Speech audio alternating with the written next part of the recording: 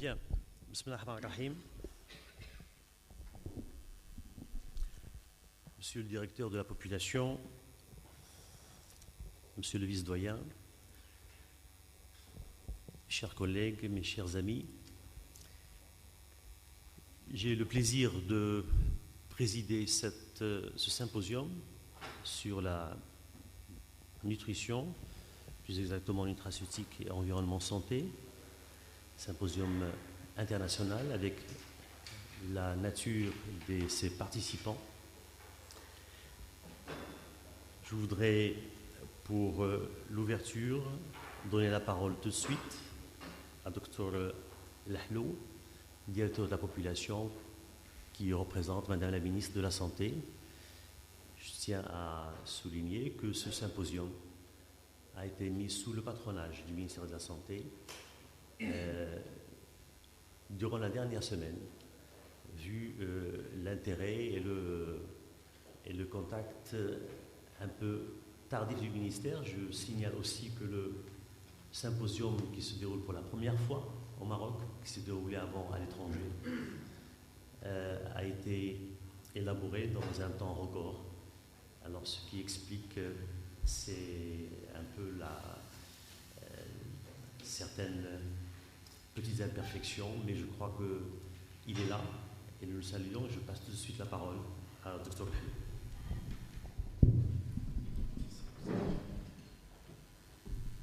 Merci.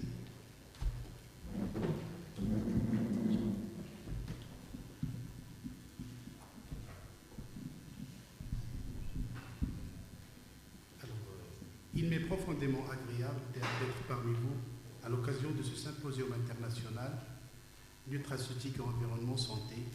C'est au nom de Madame la ministre de la Santé que je m'exprime aujourd'hui devant vous. Permettez-moi de remercier l'UFR de pharmacie biologique industrielle et phytonutrition et environnement qui sont à l'origine de cette honorable initiative au sein de notre respectable faculté de médecine et de pharmacie. Mesdames et messieurs, cette rencontre constitue sans nul doute une manifestation de l'engagement de l'ensemble des professionnels concernés à renforcer les performances de santé dans notre pays et à améliorer la qualité de la prise en charge de notre population. Comme vous le savez, le ministère de la Santé s'est engagé, grâce à sa stratégie et son plan d'action 2008-2012, à répondre à des exigences, des besoins et des priorités énoncées dans notre stratégie. Mesdames et messieurs, l'état de santé des populations humaines est intimement lié à l'intégrité des écosystèmes qui abritent les êtres vivants. Notre mode de développement actuel génère des conséquences socio-économiques, socio-sanitaires et environnementales souvent inacceptables.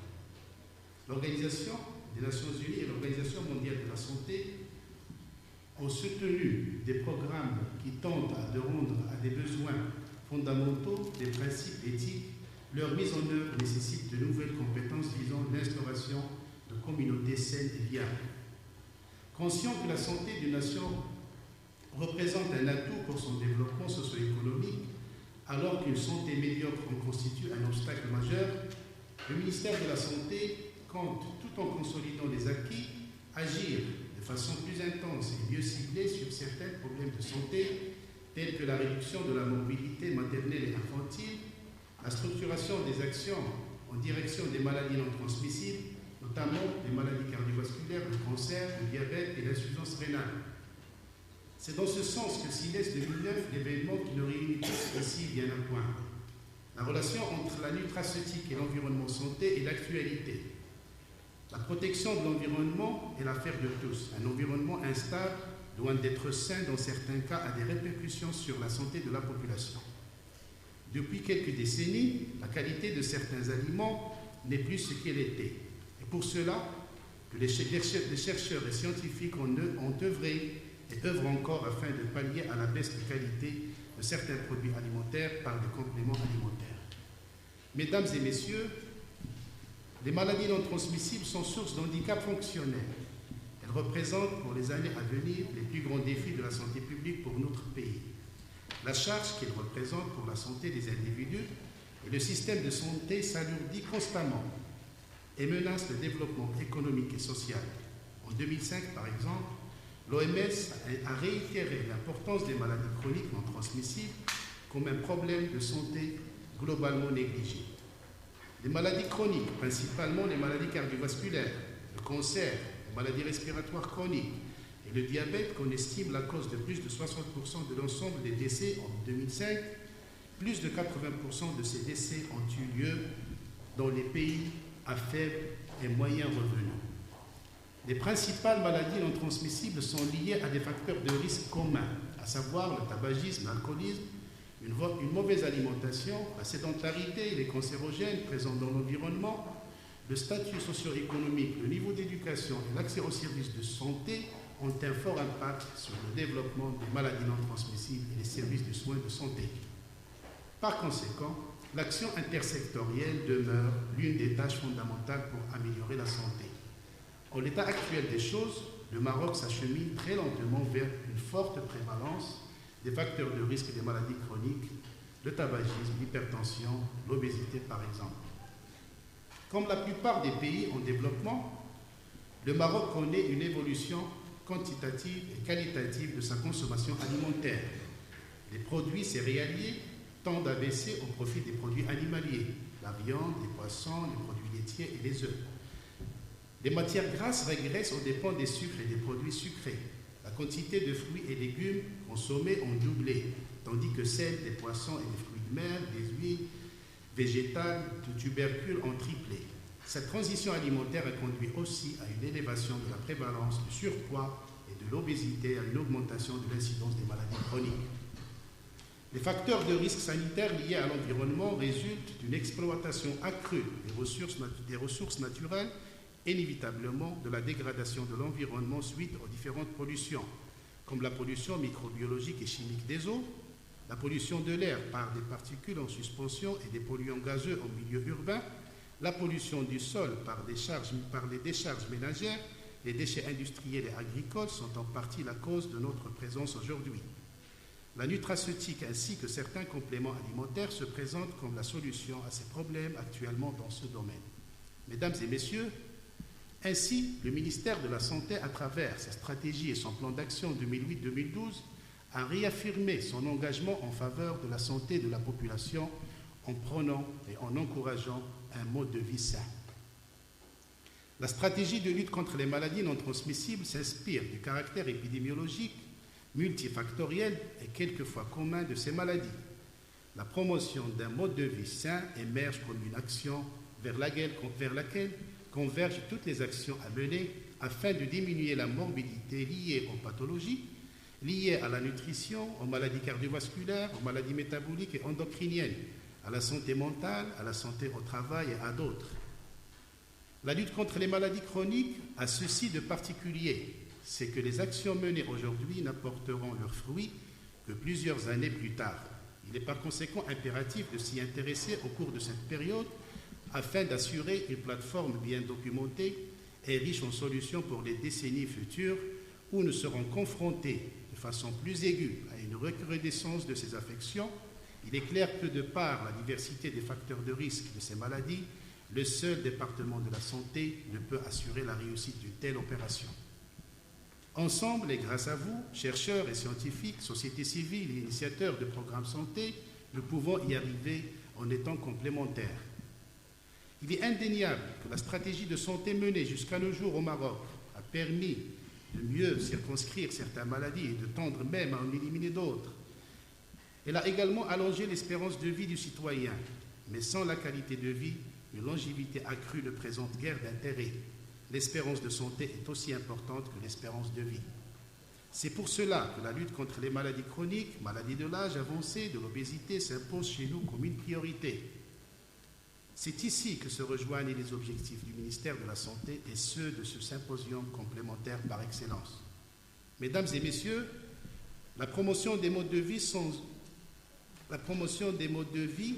en matière de santé physique, de santé mentale, de santé au travail, ainsi que le développement d'actions qui visent la diminution des facteurs de risque bien individualisés des différentes maladies chroniques qui sévissent dans notre pays est une priorité du ministère de la Santé. La promotion de l'activité physique et sportive, ainsi que l'adoption d'un régime alimentaire équilibré, pour lutter contre la sédentarité, le surpoids et l'obésité contribueront à diminuer la morbidité et la mortalité liées aux maladies chroniques. Elles sont l'objet de tout un programme de communication médiatique en cours de finalisation. Mesdames et messieurs, cependant, autant de signaux de dérives socio-sanitaires et environnementales ne peuvent manquer d'alerter la communauté scientifique, la classe politique et les collectivités humaines dans leur ensemble. C'est non seulement la qualité de vie des êtres humains qui est en cause, mais aussi la chaîne écologique elle-même dans sa totalité. Nos messages doivent être forts, chargés d'espoir et d'ambition. Pour se concrétiser et justifier de leur pertinence, ils ont besoin de la confrontation et du retour de tous. Je suis convaincu que ce rendez-vous scientifique dont nous ferons une tradition annuelle, riche de par son comité scientifique, de sociétés savantes, partenaires, nationales et internationales qui y participent, de la qualité de ses conférenciers ainsi que les thèmes qui y seront développés, contribuera à travers ses travaux et recommandations à relever l'un des nouveaux défis de la médecine au Maroc. Enfin et encore une fois, au nom de Madame la Ministre, je vous souhaite à tous plein succès dans les travaux de cette rencontre et à nos amis internationaux un excellent séjour parmi nous. Je vous remercie.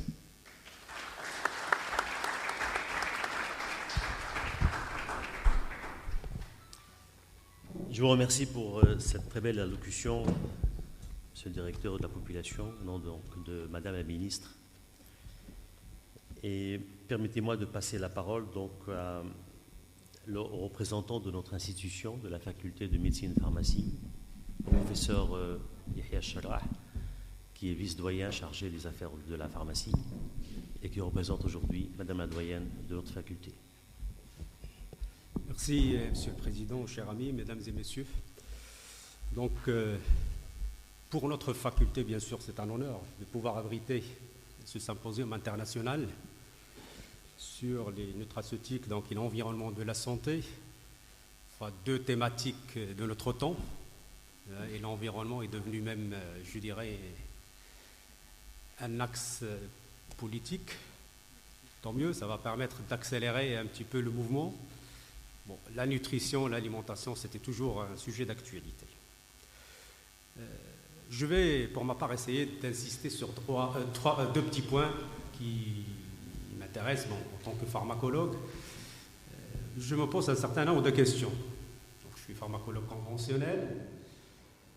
Donc, quand on regarde le nutraceutique, donc c'est une contraction de nutrition pharmaceutique donc de médicaments.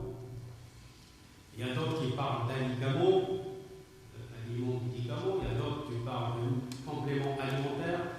Donc on se perd un petit peu.